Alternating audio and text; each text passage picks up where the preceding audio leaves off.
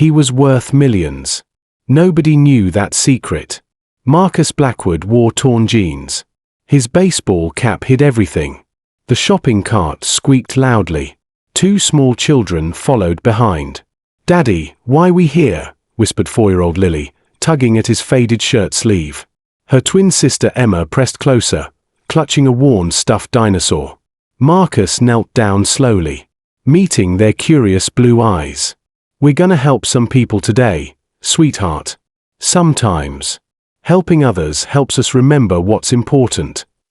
The Rosewood Community Center buzzed with activity on this gray Tuesday morning. Behind the main serving counter stood Savannah Cooper, 32 years old, moving with quiet grace. Her auburn hair was pulled back in a practical ponytail, and her apron bore the stains of countless meals served with love. What Marcus didn't know, what nobody at the center knew, was that Savannah had recognized him the moment he walked through those doors. The baseball cap couldn't hide those distinctive dark eyes. She had seen his face on the cover of Forbes magazine just 6 months ago. "Tech Titan's tragic loss," the headline had read, alongside a photo of Marcus Blackwood leaving his wife's funeral, his twins clinging to his hands. But Savannah said nothing. Something told her this man was here for reasons that went deeper than charity or pity. "Next in line, please," she called out, her voice carrying warmth that made even strangers feel welcomed. Marcus pushed the cart forward, the twins walking beside him. As they approached the counter, Savannah's eyes met his, and something indefinable passed between them. "First time here?" she asked gently, already reaching for a serving tray. "Yeah," Marcus replied, his voice rougher than usual. "Heard you folks do good work." She knew exactly who he was, but she played along, intrigued by this elaborate charade. "We try our best," she said, beginning to fill his plate. "I'm Savannah, and these 2 beautiful children must be." "I'm Lily," the little girl announced proudly. "And that's Emma. She's shy but she likes dinosaurs." "Well, hello there, Lily and Emma," Savannah smiled, adding extra portions to the plate. "And your daddy is?" "Mark," Marcus said quickly. The lie came easier than expected. For the next hour, Marcus and the twins sat at a corner table, observing the intricate ballet of community service around them. Marcus found himself watching Savannah more than he cared to admit. "That lady's nice," Lily observed, following her father's gaze. "Yeah, kiddo. She is." She knew it felt different because she knew exactly who Marcus Blackwood was. The question that consumed her wasn't about his identity. It was about his intentions. Every day for 3 weeks, she watched him. She saw him interact with other visitors with genuine respect and kindness. Slowly, her skepticism began to transform into something else entirely. After they finished eating, Marcus approached the volunteer coordinator's desk. "Excuse me," he said quietly. "I was wondering, do you need any help around here? Maybe something more steady?"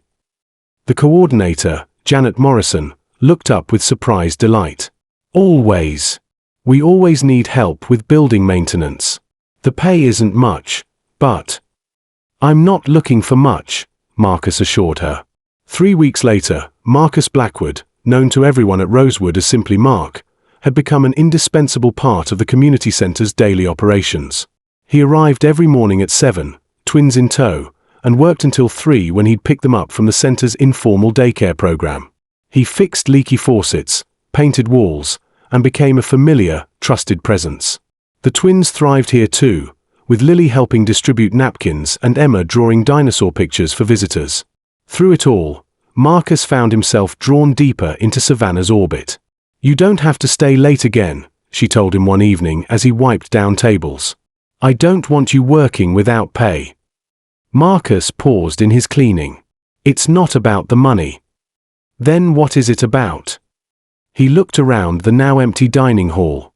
I think I'm learning something here. About what matters." Savannah stepped closer, her voice dropping to almost a whisper. "Mark, can I ask you something? And I want you to be honest with me." Marcus felt his heart rate accelerate. Had she figured it out? Sure. "Your children. They're not hungry. Really hungry, I mean, they're well cared for, healthy. You work hard here, but you don't have the desperation I usually see in men who are truly struggling to survive." She paused, her eyes locking onto his with an intensity that made him feel exposed.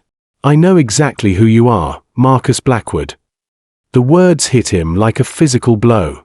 Marcus felt the blood drain from his face, his carefully constructed world suddenly crumbling around him. "I've known since the first day you walked in here," Savannah continued, her voice gentle but firm. "The question isn't who you are. The question is why you're pretending to be someone else." For a long moment, Marcus said nothing. The weight of discovery settled over him like a heavy blanket. When he finally spoke, his voice was barely above a whisper. "How long have you known?" "Since day one. Forbes magazine. The funeral photos. You can disguise your clothes, but you can't disguise grief." She moved to sit across from him. "I've been waiting 3 weeks for you to tell me the truth. Why didn't you say anything?" "Because I wanted to see if this was real. If you were real. But you stayed. You worked. You became part of this community." Marcus looked up at her, seeing understanding rather than judgment in her eyes. "I built a tech company from nothing," he said quietly. "Made my first million before I was 30. By 35, I was worth more than I could spend in 10 lifetimes. Thought I had everything figured out. What happened? My wife, Sarah. She died in a car accident 6 months ago." The words came out in a rush. Drunk driver ran a red light. She was coming home from the twins' parent-teacher conference. Savannah's hand instinctively moved toward his, then stopped. "After the funeral," Marcus continued, "I looked around at my life. Really looked at it. The penthouse felt like a tomb. The business felt meaningless. The twins were so lost, so confused. And I realized I had no idea how to comfort them because I'd never learned what real comfort looked like." He stood up, pacing to the window. "One day, about 3 months ago, I was driving around with the kids, trying to figure out how to be their father instead of just their provider. We drove through this neighborhood, and I saw this place. Saw families walking in together, saw people hugging goodbye. Real connection. Real community. So you decided to pretend to be someone else." Marcus turned back to face her. "I decided to find out who I really was underneath all the money and success. I wanted to see if I could be the kind of man my children needed." "And what have you learned?" "That I was dying," Marcus said simply. "Rich and successful and completely dead inside. That my children needed a father who could teach them about kindness and community and working with your hands to help others. Not just someone who could buy them everything they wanted." He looked directly at her. "But there's something else. Something I need to tell you." Savannah waited, sensing another revelation coming. "The reason I knew about this place. The reason I came here specifically." Marcus's voice caught. "Sarah volunteered here. Every Tuesday and Thursday for 2 years before she died. She never told me much about it, just that she was helping at a community center." Savannah's eyes widened in recognition. "Sarah Blackwood. The woman who started our children's art program.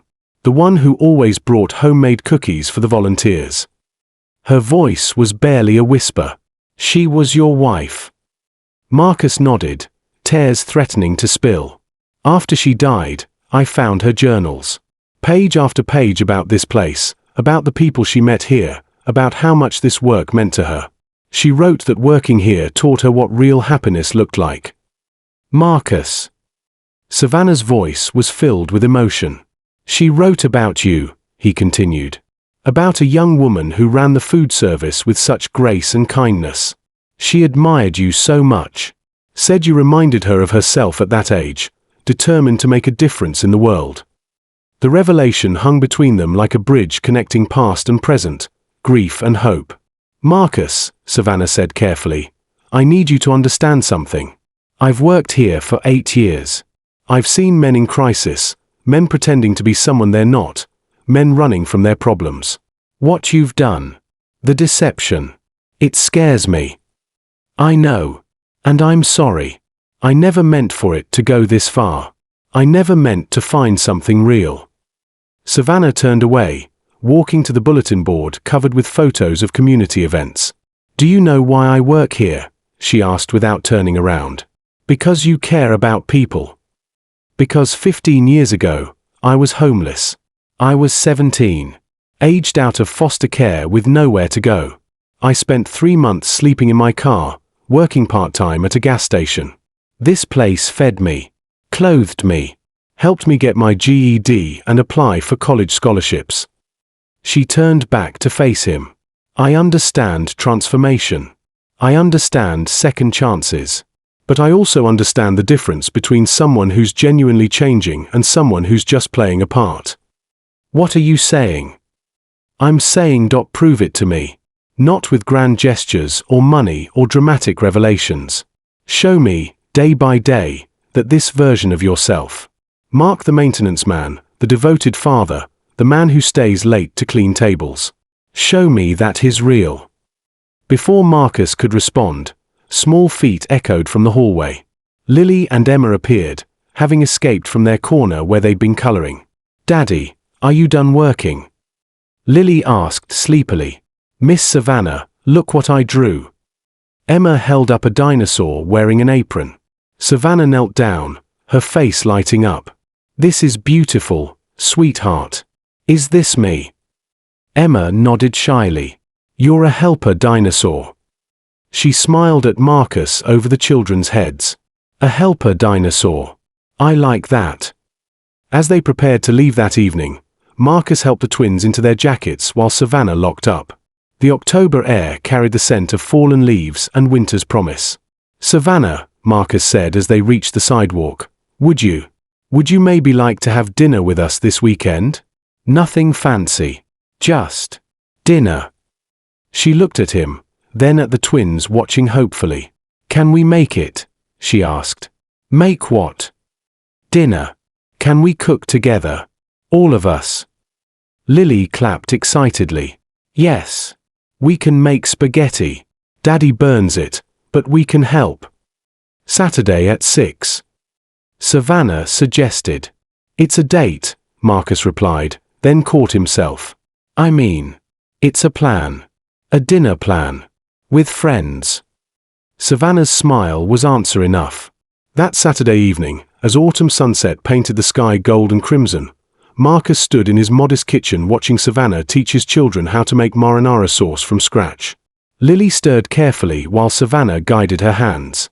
Emma arranged ingredients in neat lines, her precision making her an excellent sous chef. The secret, Savannah was saying, is to let the tomatoes cook low and slow. Good things take time. Marcus realized she could have been talking about more than just sauce. As they sat around his simple wooden table sharing their meal, Marcus felt that for the first time since Sarah's death, he could imagine a future built on something new and beautiful from the ashes of loss.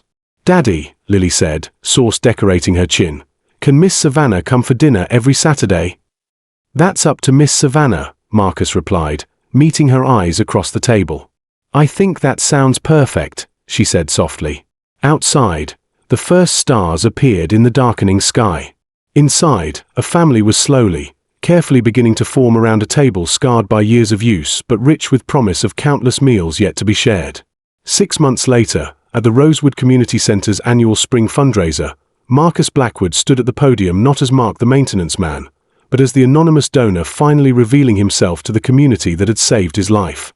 Sometimes, he told the crowd, we think we're helping others, but really, they're the ones helping us. This place. These people, they taught me what real wealth looks like. In the audience, Savannah Cooper, soon to be Savannah Blackwood, watched the man she loved with tears in her eyes.